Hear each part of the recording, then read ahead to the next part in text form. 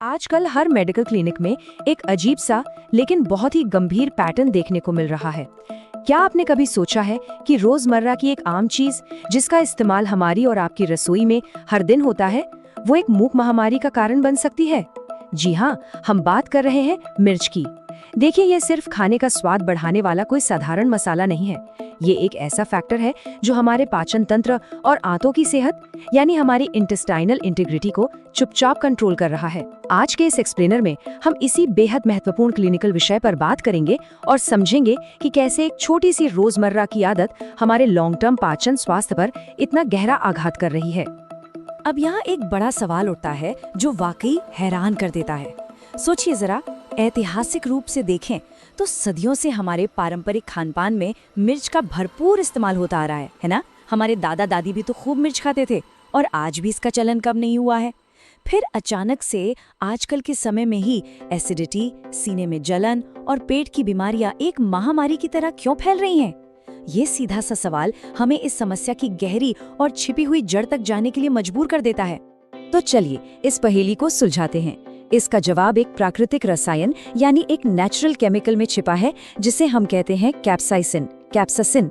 विकासवाद या एवोल्यूशन के नजरिए से देखें तो ये बहुत ही दिलचस्प है कि कैप्साइसिन असल में पौधों द्वारा जानवरों को खुद से दूर रखने के लिए बनाया गया एक डिफेंस मैकेनिज्म था।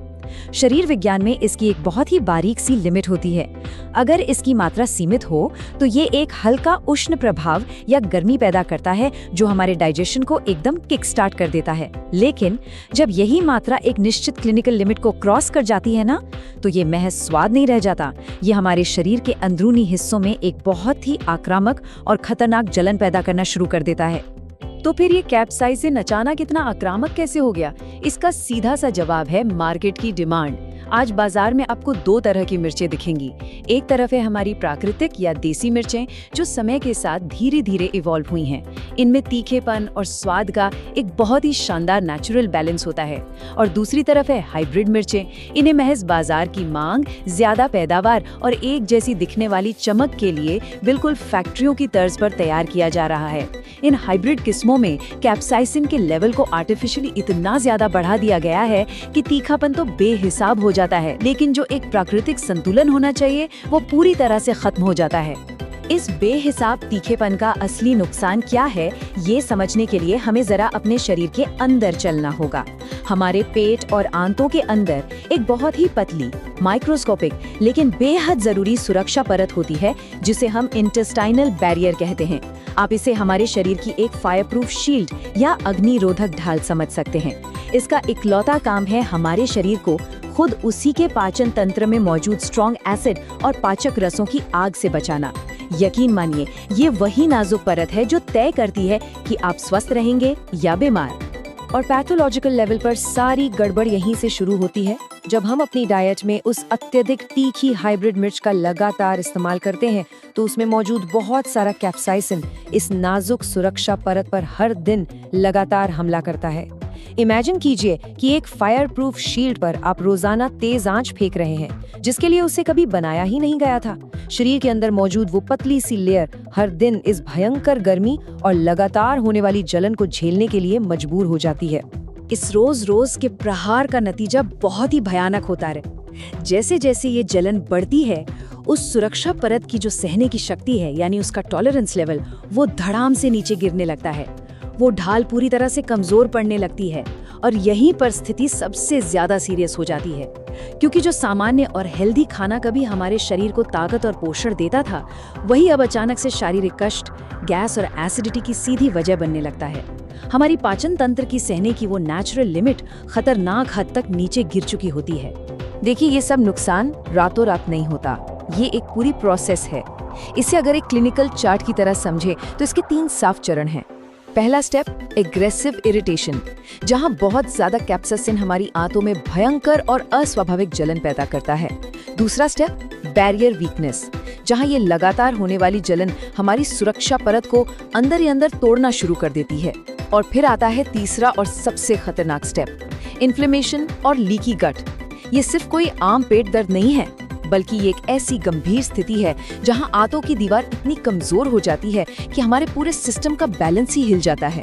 जब ये सुरक्षा परत टूटती है ना, तो पूरे शरीर पर एक डोमिनो इफेक्ट शुरू हो जाता है।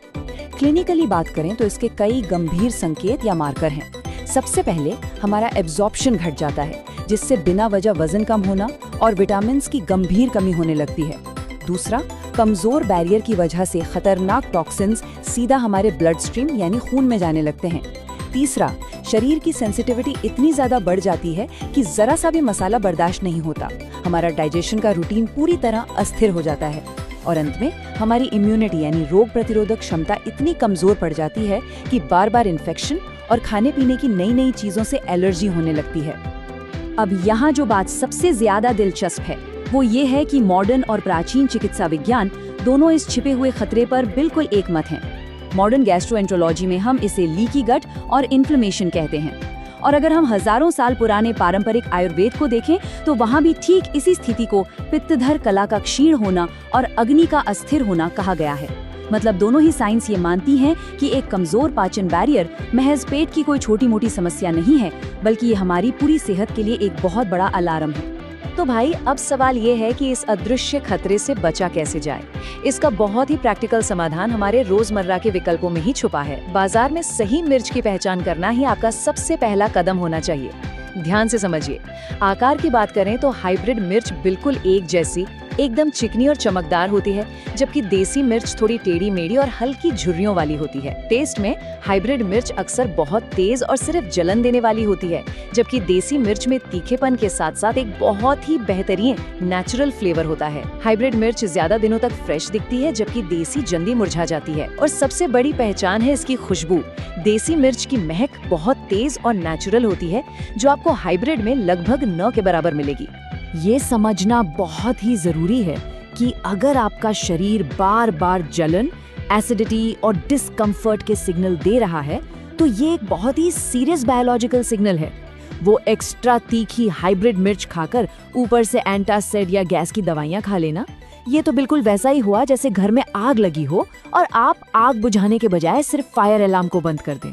शरीर की इस पुकार का मतलब ये नहीं है कि आप तुरंत दवाइयों का सहारा ले लें, बल्कि ये आपके रोज के भोजन को गहराई से समझने और उसमें बदलाव करने का एक बहुत ही स्पष्ट और अंतिम इशारा है।